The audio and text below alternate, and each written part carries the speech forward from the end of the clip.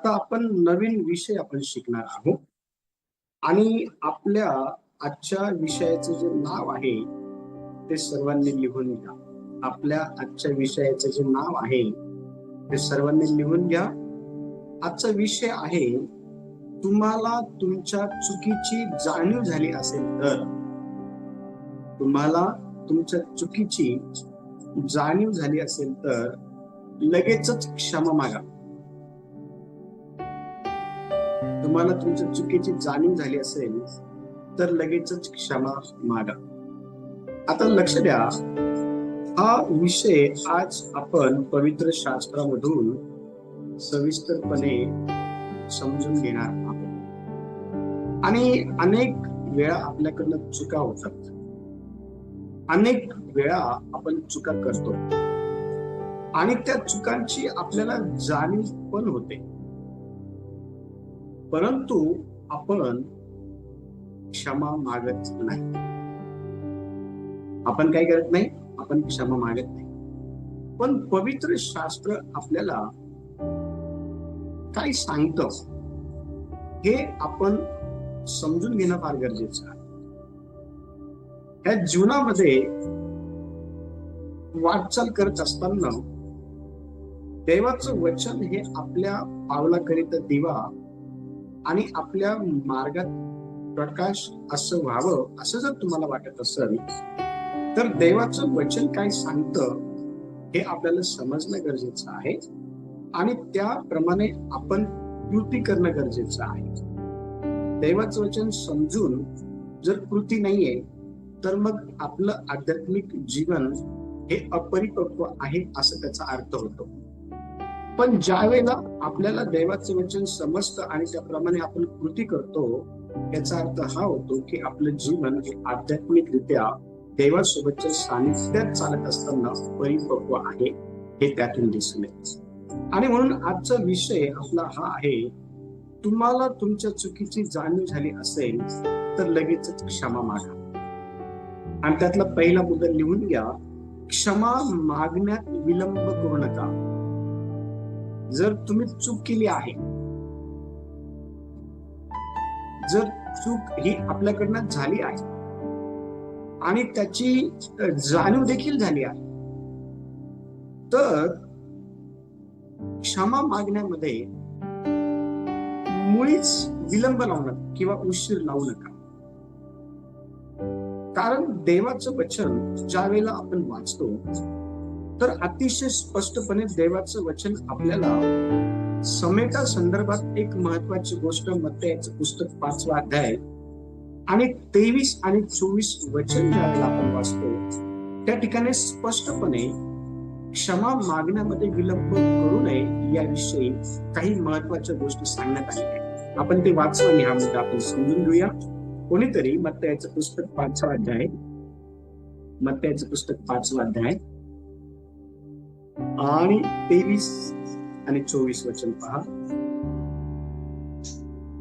यास आपले दान अर्पिण्यास वेदी जवळ आणीत असता आपण आपल्या भावाचे अपराधी आहो असे तेथे तुला स्मरण झाले तर तेथेच वेदी पुढे आपले दान तसेच ठेव आणि निघून जा. प्रथम आपल्या भावाबरोबर समेट कर, मग येऊन आपले दान अर्पण कर. व्हेरी गुड, खूप सुंदर, व्हेरी गुड. आता बघा, ह्या ठिकाणी देवाचं वचन आपल्याला काय सांगत आहे, जर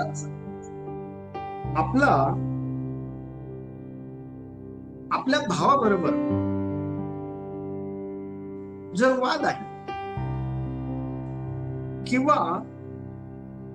आपण जर आपल्या भावाविरुद्ध काही चुकीचे केलेलं आहे, त्यावेळेला आपल्याला आपली जी चूक आहे ना ती जर लक्षात आली तर त्या चुकीला घेऊन आपण आपल्या भावाबरोबर समेट केला पाहिजे. आपला जो भाऊ आहे ज्याच्या विरोधामध्ये आपण काहीतरी चूक केली आहे आणि त्या चुकी संदर्भात परमेश्वर देव आपल्याला समेट करण्यासंदर्भात जर सांगत आहे, शिकवत आहे, तर आपण लगेचच, कारण वचनात स्पष्टपणे सांगितलेलं आहे की ज्या वेळेला तू परमेश्वर देवाची आराधना करण्यासाठी परमेश्वर देवासमोर जातो, त्यावेळेला तुझ्या मनामध्ये तुझ्या भावाविषयी जे काही आहे ना, त्याची आठवण सर्वात अगोदर पवित्र आत्मा जो आहे ते आपल्याला करून देतो. आणि ज्या वेळेला आपण आपल्या भावाच्या विरोधामध्ये ज्या काही चुकीच्या गोष्टी केलेल्या आहेत त्याची क्षमा मागण्याच्या उद्देशाने आपण आपल्या भावासोबत समेट करणं फार गरजेचं आहे. आणि म्हणून ज्या ज्या वेळेला आपण आपल्या जीवनामध्ये हे पाहू की आपण कोणत्या कोणत्या ठिकाणी चुका केलेल्या आहेत, त्या वेळेला आपल्याला त्या चुकीबद्दल लगेचच क्षमा जी आहे ती मागता यावी, यासाठी आपण परमेश्वर देवाकडे जे आहे ना ते काय केलं पाहिजे माहिती का? क्षमेचं हृदय जे आहे ते मागितलं पाहिजे. देवा, मला क्षमा मागणार तू काय करते? मला काय दे? हृदय दे. आणि बघा, देवाचं वचन स्पष्टपणे सांगितलं आहे की अशा प्रकारे क्षमा मागून आपण आपलं जे काही नातं आहे ना, आपलं जे काही आहे नातं आहे ना, ते नातं आपण अधिक जे काही मजबूत आहे ते केलं पाहिजे. आज सर्वात जास्त नातं हे मोठ्या प्रमाणात तुटण्याच्या मागची कारण जर काय आहे, तर त्यातलं एक कारण हे आहे की चुका केल्यानंतर चुका लक्षात आलेलं पण आहे, पण त्याची जी क्षमा आहे ना ती आपण मागितलेली नाही. आणि त्यामुळे त्या नात्यामध्ये दुरावा निर्माण झालेला आहे, त्या नात्यामध्ये अविश्वास निर्माण झालेला आहे, त्या नात्यामध्ये आता कुठल्याही प्रकारची जी काही प्रीती आहे ती राहिलेली नाही. आणि त्यामुळं आपण पाहतो की अशा प्रकारे जे काही संबंध आहेत चांगले त्यावरती परिणाम झालेला आहे. परंतु लक्ष द्या, आपल्याला आपली चूक लक्षात आल्यानंतर आपण क्षमा मागणं गरजेचं आहे. आणि क्षमा मागणं चांगलं आहे. आणि तोच व्यक्ती क्षमा मागू शकतो ज्याचं आध्यात्मिक जीवन हे परिपक्व आहे किंवा ज्याचं देवासोबत नातं चांगलं आहे, तोच व्यक्ती क्षमा मागू शकतो. सर्व क्षमाने मागू शकतो, सर्व क्षमा मागू शकत नाही. कारण काही लोकांना क्षमा मागणं जड जात, काही लोकांना क्षमा मागणं हा अपमान झाल्यासारखं वाटतं. सर्वांना क्षमा मागता येत नाही, पण आपल्याला क्षमा मागता यावी यासाठी आपण देवाकडे जे आहे ना क्षमेचं हृदय मागणं फार गरजेचं आहे. दुसरा मुद्दा, गर्व न ठेवता नम्रतेने क्षमा मागा. जर चूक केली आहे, जर तुमच्याकडनं चूक झाली आहे आणि आता जी चूक तुम्ही केलेली आहे ना ती चूक तुम्हाला संबंधित व्यक्तीची क्षमा मागू देत नाही, कारण ती चूक तुमच्या जीवनामध्ये गर्व घेऊन येते आणि ती चूक तुमच्या जीवनातील जी काही नम्रता आहे ना ती काढून टाकते. लक्ष द्या, ज्या व्यक्तीच्या जीवनामध्ये नम्रता आहे तो व्यक्ती अतिशय सहजपणे ज्याच्या विरोधामध्ये चूक केलेली आहे त्याची क्षमा मागतो. पण ज्या व्यक्तीच्या काही नम्रता नाही, तो व्यक्ती गर्वाने भरलेला आहे आणि तो गर्व त्या व्यक्तीला त्याने केलेली जी काही चूक आहे जी त्याच्या निदर्शनामध्ये आणून देण्यात आलेली आहे त्याची क्षमा मागत नाही. पण आपलं जीवन असं नको आहे.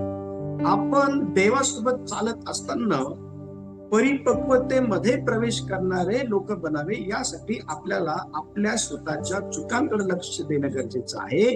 आणि ज्या वेळेला आपण आपल्या चुकांवरती कॉन्सन्ट्रेट करू आणि आपल्याला कळल की आपण संबंधित व्यक्तीला दुखवलं आहे, त्यावेळेला आपल्याला त्या व्यक्तीला क्षमा मागणं नम्रतेने सोपं जाईल.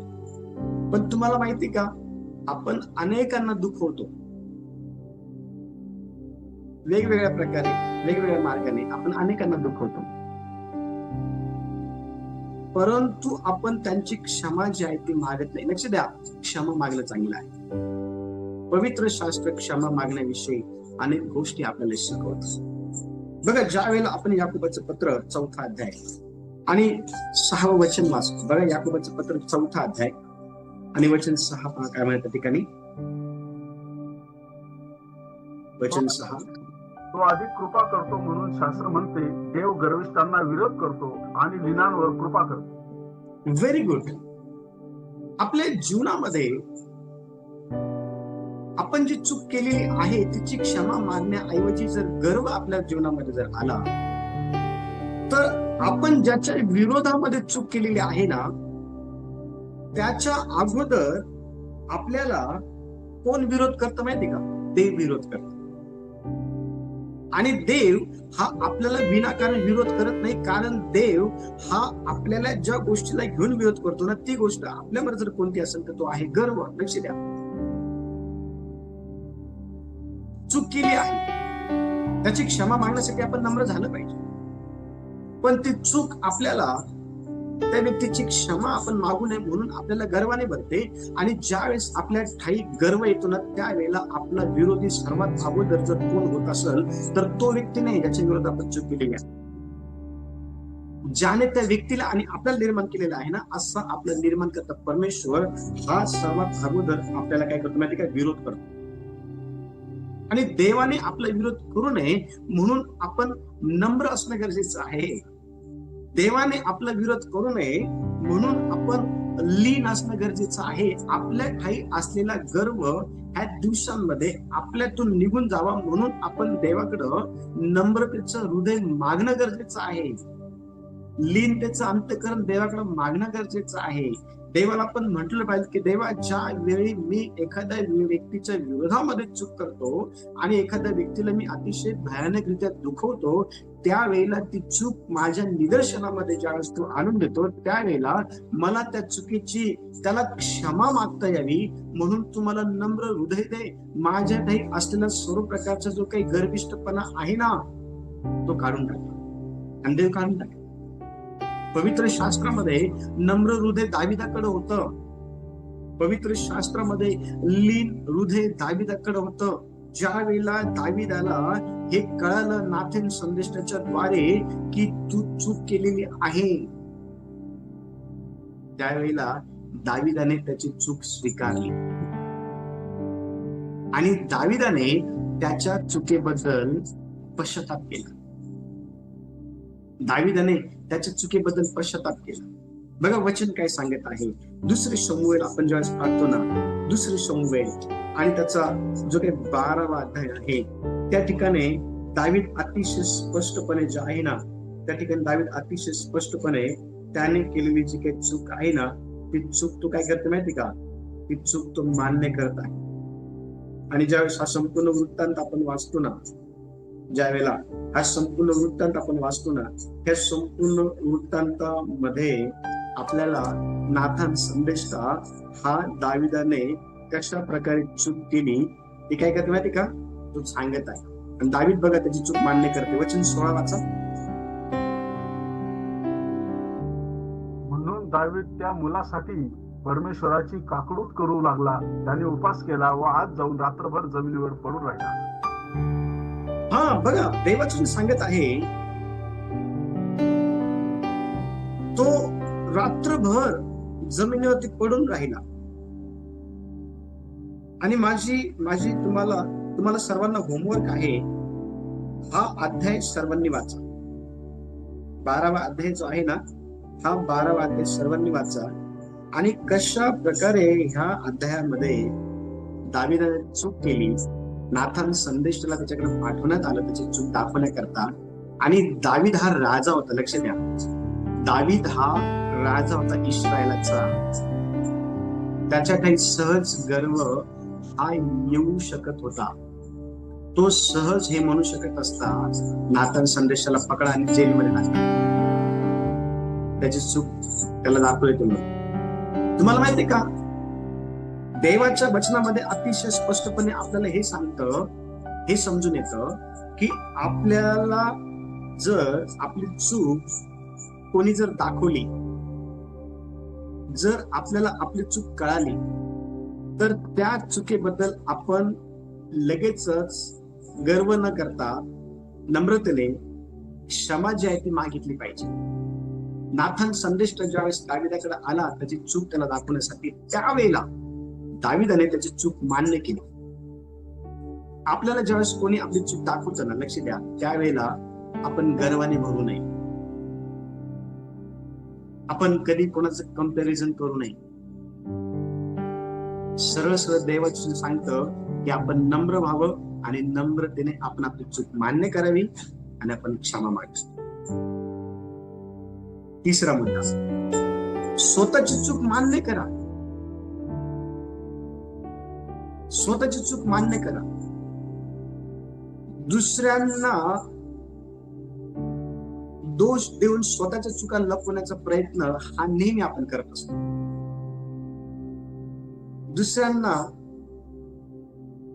बोट ठेवून, बोट टाकून आपण नेहमी स्वतःच्या ज्या काही चुका आहे ना त्या लपवायचा प्रयत्न करतो, ते आपण मान्यच करत नाही.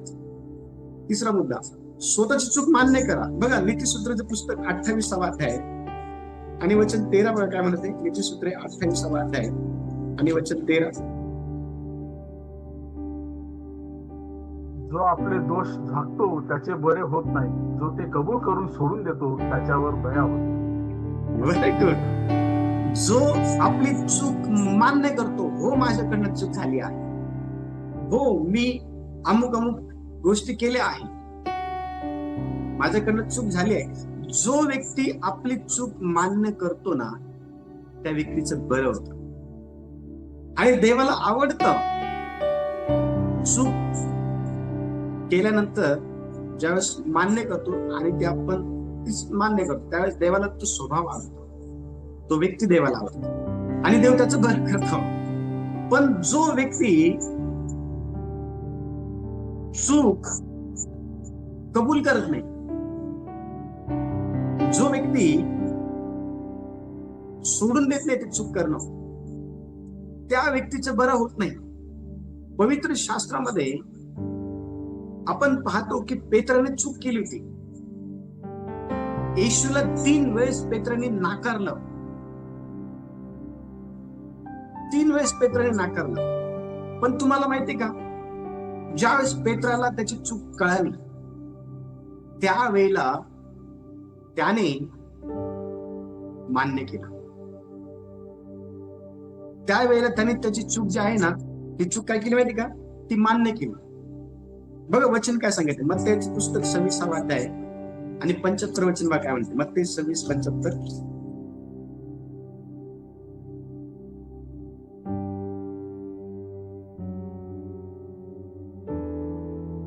तेव्हा कोंबडा आरवण्यापूर्वी 3 वेळा तुम्हाला नाकारशील असे जे येशूने पेत्राला सांगितले होते, ते त्याला आठवले आणि तो बाहेर जाऊन मोठ्या दुःखाने रडला. बाहेर जाऊन काय केलं त्याने? त्याने आक्रोश केला. कोणत्या गोष्टींचा आक्रोश केला माहिती का? त्याने केलेली जी काही चूक आहे ना, त्या चुकीबद्दल त्याने आक्रोश केला. हो, कारण त्या ठिकाणी वचन स्पष्टपणे सांगतं, त्याला आठवलं. काय आठवलं? की मी जीवनाच्या प्रभूला 3 वेळेस नाकारला आहे. त्याला आठवलं की मी हेतू पुरस्सर अखिल सृष्टीचा प्रभू, जो आदी आणि अंत आहे, जो शब्द आहे, त्याला आठवलं की जिवंत देवाचे पुत्र आपण आहात. त्याला कळालं होतं की येशू कोण आहे. त्याला हे कळालं असताना देखील त्याने 3 वेळेस येशूला नाकारलं. ही गोष्ट त्याला आठवली आणि लक्ष द्या, त्याने स्वीकारलं. त्याने त्याची चूक मान्य केली की हो, मी प्रभू तुला 3 वेळेस नाकारलाय. आणि तो बाहेर गेला आणि त्याने पश्चाताप केला. ज्या वेळेला आपण एखाद्या विरोधामध्ये चूक करतो, देवाच्या विरोधामध्ये चूक करतो आणि ती चूक आपल्या निदर्शनामध्ये ज्यावेळेस येते, कधी कधी कोणीतरी व्यक्ती आपल्याला आपली चूक दाखवतो. कधी कधी देवाचं वचन वाचत असताना देवाचं वचन आपल्याला आपली चूक दाखवतो. कधी कधी देवाच्या मंदिरामध्ये आपण स्तुती आराधना करण्यासाठी ज्यावेळेस आपण जातो आणि आपण डोळे बंद करून देवाची आराधना करत होतो, पवित्र आत्मा सडनली आपल्या जीवनामध्ये आपण काय केलेलं आहे ते आपल्याला आठवण करून देतो. त्यावेळेला आपण आपली चूक मान्य केली पाहिजे. लक्ष द्या, पेत्राने त्याची चूक मान्य केली आणि पेत्राचं बरं झालं. पेत्राला परत उभं केलं प्रभू. हो, देवाने पेत्राला सोडलं नाही. 3 वेळेस नाकारलं होतं तरी देवाने त्याला सोडलं नाही. का नाही सोडलं माहिती का? कारण त्याने त्याची चूक मान्य केली होती आणि परत त्याने जीवनात ती चूक केली नाही प्रभूला नाकारण्याची. त्याने ती चूक करणं सोडून दिलं होतं. त्याने पश्चाताप केला होता त्याने आणि म्हणून पेत्राचं बरं झालं. नीतिस्तुतीचं पुस्तक सांगतात की जो चूक मान्य करतो आणि सोडून देतो त्याचं बरं होतं. आपलं बरं व्हावं असं जर तुम्हाला वाटत असेल तर तुम्ही तुमच्या चुका मान्य करणं गरजेचं आहे आणि त्याबद्दल पश्चाताप करणं गरजेचं आहे. पेत्राने तेच केलं. आणि बघा, प्रभू मरणातून जिवंत झाल्यानंतर सर्वात अगोदर पेत्राकडे गेला. सर्वात अगोदर म्हणजे पेत्राला प्रभू त्या ठिकाणी जाऊन भेटला, बोलला, पेत्रा किती प्रेम करतो माझ्यावरती, माझे मेंढर चार, माझे मेंढर पहा. पेत्राला प्रभूने नाही सोडलं, पेत्राचं बरं केलं प्रभू. देव आपल्याला पण नाही सोडणार. जर आपण आपली चूक जर कबूल केली, मान्य केली तर देव आपल्याला पण नाही सोडणार. पण चूक मान्य केली नाही आणि ती चूक परत करत राहिलं तर आपलं बरं होणार नाही. लक्षात. 4था मुद्दा, क्षमा मागण्याने मनावरचा जो काही भार आहे किंवा ओझ आहे ते हलकं होतं. ज्यावेळेस आपण एखाद्याच्या विरोधामध्ये काहीतरी चूक करतो आणि आपल्याला ती चूक समजते, निदर्शनामध्ये येते, त्यावेळेला आपल्या मनावरती ना एक दडपण असतं, दडपण किंवा एक ओझ असतं किंवा एक भार असतो. आणि तो भार तोपर्यंत राहतो जोपर्यंत आपण त्या व्यक्तीला क्षमा मागत नाही, तोपर्यंत राहतो तो भार. पण एकदा जर आपल्याला आपली चूक कळाली आणि आपण त्या व्यक्तीची क्षमा मागितली, त्याच्या नेक्स्ट मुमेंटला आपल्या मनावरचा जो काही भार आहे, आपल्या मनावरचं जे काही ओझ आहे ते काय होतं माहिती का, ते हलकं होतं, ते निघून जात. आज अनेक लोक मनावरती ओझ घेऊन जीवन जगत आहे. अनेक लोक, त्यापैकी आपण एक नसावं. आपण आपल्या मनावरचं ओझ काढून टाकणारे व्यक्ती बनावा आणि मनावरचं ओझ काढून टाकण्यासाठी आपल्याला क्षमा मागणं गरजेचं आहे. आणि लक्ष द्या, पवित्र शास्त्र स्तोत्र संहिता 32वा अध्याय आणि 5वं वचन बघा काय म्हणत आहे. स्तोत्र संहिता 32वा अध्याय आणि वचन 5 बघा काय म्हणत आहे. त्या ठिकाणी वचन 5, मी आपले पाप तुझ्याजवळ कबूल केले, मी आपली अनिती लपवून ठेवलेली नाही, मी आपले अपराध परमेश्वराजवळ कबूल करीन असे मी म्हणालो, तेव्हा तू मला माझ्या पापदोषांची क्षमा केलीस. Wow, praise the Lord. काय सुंदर आहे बघा या ठिकाणी वचन, किती सुंदर आहे. क्षमेची थोरवी दावीदाचं स्तोत्र आहे. आणि दावीद काय म्हणते बघा, दावीद म्हणत आहे, मी आपलं पाप तुझ्याजवळ कबूल केलं. कबूल करा पाप. मी चुकलो आहे देवा, मला क्षमा कर. मी चुकलो आहे भावा, मला क्षमा कर. मी चुकलो आहे बहीण, मला क्षमा कर. मी चुकलो आहे, क्षमा मागा. मला त्या दिवशी फार मला आवडलं. बरं, सुभाष म्हटले की मी माझ्या मोठ्या भावाच्या घरी गेलो, त्यांच्यासोबत मी समेट केला, त्यांच्याकडे मी क्षमा मागितली, मी परत आमचं नातं व्यवस्थित करून आलो, त्यांच्यासोबत वेळ घालवला. मला इतका आनंद झाला, खूप म्हणजे खूप आनंद झाला. हेच तर देवाला बघायचं तुमच्यामध्ये. देव हेच तर तुमच्यामध्ये होऊ इच्छितोय. लक्ष द्या, येशूला तुमच्याद्वारे जीवन जगायचं. येशूला तुमच्याद्वारे जीवन जगायचं. तुम्ही आणि मी चालतं फिरतं पत्र आहो येशूचं. हो, चालतं फिरतं आपण एक शुभवर्तमान आहोत. येशूला तुमच्याद्वारे जीवन जगायचं आहे. आणि या ठिकाणी वचन स्पष्टपणे सांगत आहे, दावीद म्हटला की मी आपले पाप तुझ्याजवळ कबूल केला. हो, कबूल करा. काय हो, जर पाप कबूल केलं ना, मनावरचं जे ओझ आहे ना ते हलकं होऊन जातं. ते पाप कबूल करत नाही ना, ते ओझ तसंच राहतं. दावीदाला ह्या गोष्टी कळायला होत्या. दावीद म्हणाला, मी आपली अनिती तुझ्यापासून लपून ठेवली नाही, मी आपले अपराध परमेश्वरासमोर कबूल करीन असं मी म्हणालो, तेव्हा तुम्हाला माझ्या पाप दोषाची काय केली? क्षमा केली. लक्ष द्या, क्षमा मागणारा व्यक्ती बघा परिपक्व नाहीये, कोणीच परिपक्व नाहीये. हा, पण परिपक्वतेच्या वाटेवरती चालून परिपक्व होणं गरजेचं आहे. चुका मान्य करा, चुकेंबद्दल क्षमा मागा. जे काही तुमच्या मनावरती ओझ असतं ना, जो काही भार असतो ना, तुम्ही केलेली चूक आहे त्याचं, ते हलकं होऊन जातं. दाविदाच्या मनावरती भार होता, ओझ होतं, व्यभिचार केल्याचं ओझ होतं, खून केल्याचं ओझ होतं. त्याने कबूल केलं देवाचं, त्याची अनिती त्याने कबूल केली, त्याचं पाप त्याने कबूल केलं. आणि तुम्हाला माहिती का, तो देवाच्या मनासारखा व्यक्ती होता. देवाने त्याला सोडलं नाही, देवाने त्याला टाकलं नाही, देवाने त्याचं कल्याण केलं, देवाने त्याचं बरं केलं. देवाने त्याला प्रत्येक क्षणामध्ये देवाने त्याला साथ दिली. देव आपल्याला पण साथ देईल, देव आपलं पण बरं करत, देव आपली पण काळजी घेईल. पण लक्ष द्या, कुणाला दुखवू नका. दुखवलं असेल, कळायला आहे, क्षमा मागा. काय होत नाही क्षमा मागितलं ना, अपमान होत नाही, काय काय काय होत नाही क्षमा मागितलं. देवाला आवडतं, आपण देवाला आवडतो. 5वा मुद्दा, दुसऱ्यांना दुखवल्यास लगेच त्यांच्या भावना समजून घ्या. जर मन कठोर झालं, आपलं जे मन आहे, आपलं मन जर कठोर झालं, तर आपण दुसऱ्यांच्या भावना समजण्यामध्ये कमी पडू. प्रत्येकाच्या भावना आहेत, प्रत्येकाच्या भावनांची कदर करा, प्रत्येकाच्या भावनांचा आदर करा, प्रत्येकाच्या भावनांना समजून घ्या. आणि एखाद्या विरोधामध्ये जर तुम्ही खरंच चुकीले असेल, तुम्ही जर एखाद्याला दुखवलं असेल, तर लगेचच त्यांना समजून घ्या, लगेचच समजून घ्या,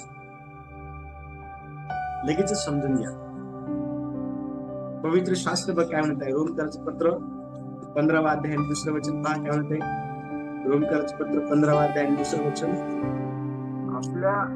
आपल्यापैकी प्रत्येकाने शेजाऱ्याची उन्नती होण्याकरता त्याचे बरे करून त्याच्या सुखाकडे पाहावे. Very good. तुम्हाला माहितीये का, आपण सर्वात जास्त कोणत्या प्रकारचे लोक बनतो? सेल्फिश. आपण दुसऱ्यांच्या हिताचा विचार करत नाही, दुसऱ्याच्या उन्नतीचा विचार करत नाही, दुसऱ्याच्या सुखाकडे बघत नाही, दुसऱ्यांच्या भावनेचा विचार करत नाही.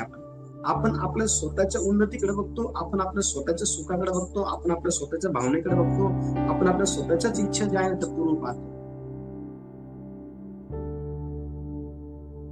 आणि त्यासाठी वाटेल ते करायला पण तयार होतो. आपण वाटेल ते आपण करतो.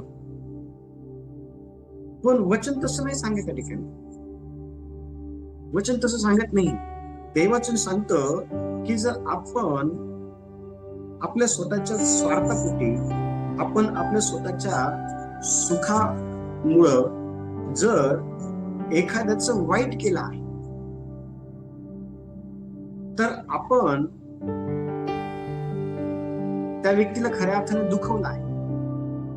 आणि त्याच्या ज्या भावना आहे ना, त्या भावना खूप म्हणजे खूप भयानकरित्या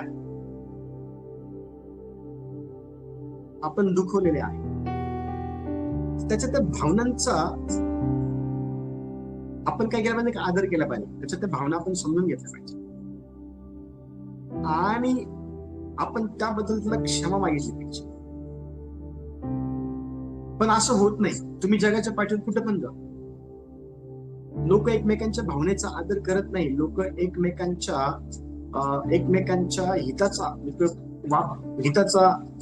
जो काही विचार आहे तो करत नाही. एकमेकांच्या उन्नतीचा विचार करत नाही. एकमेकांच्या सुखाचा विचार करत नाही. इतके लोक स्वार्थी जीवन जे आहे ते जगत आहे. पण पवित्र शास्त्र आपल्याला सांगत नाही. पवित्र शास्त्रामध्ये अतिशय स्पष्टपणे वचनात हे सांगितलेलं आहे की प्रत्येकाने आपापल्या शेजाऱ्याची उन्नती केली पाहिजे. प्रत्येकाने आपापल्या शेजाऱ्याचं बरं केलं पाहिजे आणि प्रत्येकाने आपापल्या शेजाऱ्याच्या सुखाकडे लक्ष दिलं पाहिजे. ज्यावेळेस आपण दुसऱ्यांकडे लक्ष देतो ना त्यावेळेला आपल्याकडे लक्ष दिले जातं. देवाचं वचन सांगतं जो गरीबावर दया करतो तो परमेश्वराला उचलून येतो आणि त्याच्या सत्कृत्याचे प्रयत्न केल्याशिवाय राहणार. देवाचं सांगतं की तू आपलं अन्न जलाशयावर सोड म्हणजे बहुत दिवसांनी ते तुझ्याकडे परत येईल. It will come back to you. ते परत येईल. आपलं अन्न जलाशयावर सोडणं म्हणजे काय माहिती का? इतरांच्या सुखाकडे लक्ष देणं, इतरांची उन्नती करणं, इतरांची काळजी करणं, इतरांच्या भावनेचा आदर करणं. लक्ष द्या. या दिवसांमध्ये अशा प्रकारच्या व्यक्ती बना की आपल्याकडनं कोणीही व्यक्ती दुखवला जाऊ नये. कोणाची भावना ज्या आहे त्या दुखवला जाऊ नये. प्रत्येकाच्या भावनेची कदर करणारा व्यक्ती आपण बनावं. प्रत्येकाच्या भावनांचा आदर करणारा व्यक्ती आपण बनावं. प्रत्येकाच्या सुखाकडे बघणारा व्यक्ती आपण बनावं. प्रत्येकाची उन्नती करणारा व्यक्ती आपण बनावं. अशा प्रकारचे व्यक्ती आपण बनावं अशी देवाची इच्छा आहे. 6वा मुद्दा, देवापुढेही आपल्या चुकीची कबुली द्या किंवा देवापुढेही आपल्या चुका ज्या आहेत त्या कबूल करा. फक्त माणसं पुढेच नाही, माणसं पुढे कबूल करा. देवाची इच्छा ती पण आहे. पण त्याबरोबरच देवासमोर देखील आपण आपल्या जे काही चुका आहे ना त्या कबूल केल्या पाहिजे. बघा 1 योहान 1 अध्याय आणि वचन 9 काय म्हणत आहे? 1 योहान 1 अध्याय आणि वचन 9.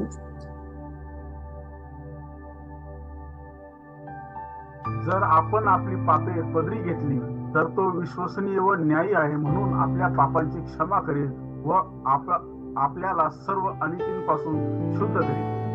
आमेन. Praise the Lord. काय म्हणत आहे वचन? परमेश्वर देव जो आहे ना तो विश्वसनीय आहे, तो न्यायी आहे. आपल्या पापांची क्षमा करण्याकरता, आपल्याला सर्व प्रकारच्या अनितीपासून शुद्ध करण्याकरता. पण तो आपल्याला कधी शुद्ध करेल?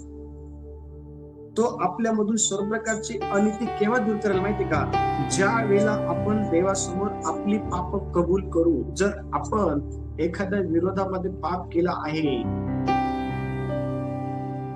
किंवा आपण देवाच्या विरोधामध्ये पाप केला आहे तर ते कबूल करणं गरजेचं आहे ना. संत पौलने त्याचं पाप कबूल केलं. दमिश्कच्या रस्त्याने जात होता, त्रास द्यायला लोकांना, विश्वासणाऱ्यांना पत्र घेऊन. त्याला प्रभूने दर्शन दिले. शाऊला शाऊला माझा छळ का करतो? माझ्या विरोधामध्ये तू असं का वागतो? शाऊला शाऊला. शाऊला प्रभू तू कोण आहे? आणि प्रभू मला ज्या प्रभूचा तू छळ करतो तो मी आहे. आणि त्याला तू चूक कळाली. त्याने क्षमा मागितली. 3 दिवस तो आंधळ्यासारखा झाला. भुकेला होता 3 दिवस. अनन्या नावाचा व्यक्ती गेला त्याच्याकडे प्रार्थना करायला. त्याचे डोळे उघडले, तो उठला, खाल्लं पिल्लं. तो म्हणलं की आता नाही प्रभू. म्हणून तो म्हणला जगणे मला ख्रिस्त आणि मरणे मला नाव. हो, त्याने नंतर ती चूक केली. परमेश्वर देवासमोर त्याने ती चूक कबूल केली. आणि लक्ष द्या, देवाने त्याचा उपयोग करून घेतला. अनेक लोकांना स्वर्गाच्या राज्यामध्ये आणण्याकरता. तुमचा उपयोग देवाला करून घ्यायचा आणि मग चुका झाल्या ना देवासमोर मान्य करा. बोला देवा माझ्याकडे चूक झाली, मी माझं पाप पदरी घेतो, मला माझ्या पापांची क्षमा करायची. आणि देव क्षमा करायची. देव जो आहे ना, देव हा विश्वसनीय आहे, देव हा न्यायी आहे. देव हा आपल्याला आपल्या सर्व प्रकारच्या अनितीपासून जे आहे ना तो शुद्ध करल, तो आपल्याला अनितीमध्ये राहू देणार नाही, तो आपलं वाईट होऊ देणार नाही, नाही होऊ देणार वाईट, तो आपलं वाईट नाही होऊ देणार. आणि म्हणून लक्ष द्या, देवापुढं आपण आपली चूक जी आहे ना ती मान्य केली पाहिजे. आणि 7वा क्रमांकाचा मुद्दा आहे शेवटचा, क्षमा मागितल्यावर बदल जे आहे ना तो घडला पाहिजे. बदल जे आहे तो घडला पाहिजे क्षमा मागितल्यानंतर. नाही तर परत परत त्या जर चुका केल्या ना मग काही फायदा नाही. क्षमा म्हणजे परत चूक करायची परत क्षमा, परत चूक करायची परत चूक परत, असं नाही. जर चूक झाली आहे, तिची जाणीव झाली आहे, क्षमा मागितली आहे ना, तर परत ती चूक करू नका. बघा मत्तयाचं पुस्तक 3रा अध्याय 8वं वचन काय पहा. मत्तयाचं पुस्तक 3रा अध्याय आणि 8वं वचन. जास्त पश्चातापास योग्य असे फळ द्या. हा, यास तो पश्चातापास योग्य असं फळ द्या. फळ काय प्रकारे म्हणजे दिसू द्या लोकांना की तुमच्यामध्ये बदल झालेला आहे. परत त्या चुका करत बसू नका. झाली आहे चूक, मान्य करा, क्षमा मागा आणि परत ती चूक होणार नाही या अनुषंगाने फळ द्यायला सुरुवात करा. फळ देणं म्हणजे तसं वागायला सुरुवात करा. जर आपण चूक करत राहिलो तर तुम्हाला माहिती का वचनामध्ये स्पष्टपणे सांगितलेलं आहे की झाडाच्या मुळाशी कुऱ्हाड ठेवली आहे. आपल्या जीवनात असं नको व्हायचं. आपल्या जीवनात असं व्हायला नको. कारण तुम्हाला माहिती का जर काय करणं चुका झालेल्या त्या, जर काय तुझी चूक कबूल केली, सर्वांसमोर कबूल केली, येशू समोर, आणि तुम्हाला माहिती जक्कायामध्ये बदल झाला, जक्कायाने परत ती चूक नाही केली. बघा लूका वर्तमान 19वा अध्याय आणि वचन 8 पहा, त्याच्यामध्ये कशा प्रकारचे बदल झाला बघा. लूक 19 आणि 8 वचन. तेव्हा जक्कय उभा राहून प्रभूला म्हणाला, प्रभूजी पहा, मी आपले अर्धे द्रव्य दरिद्रास देतो आणि मी अन्यायाने कोणाचे काही घेतले असेल तर ते चौपट परत करतो. हा बदल आहे त्याच्या जीवनामध्ये. आणि पुन्हा समोर तो म्हणत आहे पृथ्वीच्या प्रभू समोर, ज्याने आकाश पृथ्वी निर्माण केली, जे दिसत जे दिसत नाही, जो शब्द बोलला आणि घडून आला. हो, त्या शताधिपतीच्या चाकराला कळालं होतं की हा प्रभू माझ्या घरी यावा ह्या योग्यतेचा मी नाही. तो म्हणाला शब्द मात्र बोल, माझा चाकर माझ्या घरी बरा होईल. काय विश्वास! देवाला धन्यवाद त्याच्या त्या विश्वासाबद्दल. शब्द, जो शब्द बोलतो आणि घडून येतात तो प्रभू. त्याच्या समोर जग काही उभा राहिला आणि म्हटलं की प्रभू, मी इतक्या वर्षांपासून लोकांना लुटलं आहे, अन्यायाने लोकांचं घेतलं आहे, पण आता मी माझं पाप कबूल करतो, मी माझी चूक कबूल करतो आणि मी ज्यांच्याकडनं अन्यायाने घेतलं असेल त्यांना मी 4 पट परत देतो. त्यांना मी परत देतो. हो, चौपट परत देतो, चौपट. काय बदल आहे बघा, काय बदल आहे, काय बदल आहे बघा. आज तर बदल देवाला आपल्यामध्ये बघायचा आहे. आणि म्हणून दुखवू नका कोणालाही. दुखवलं असेल ना, तुमच्या निदर्शनामध्ये जी गोष्ट आली, क्षमा मागा,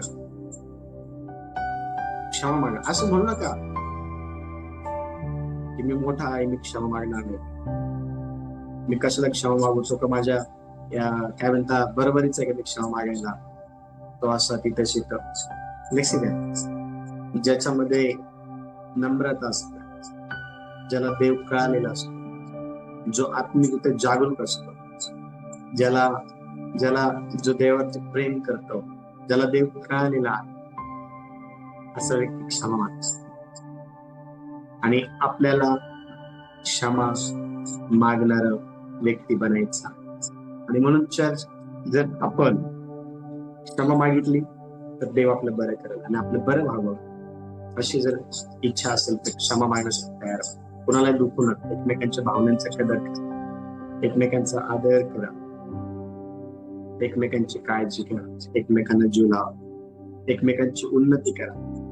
एकमेकांचं चांगलं व्हावं असंच विचार करा.